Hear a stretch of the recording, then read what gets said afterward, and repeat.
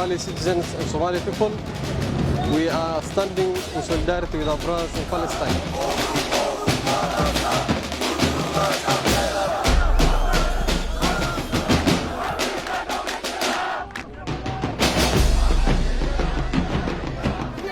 جايين حتى نوقف حتى القدس وحتى القرار اللي طلع ترامب لانه القدس إنه مهما شو ما صار حتى نحن لو حتى بعاد عنها.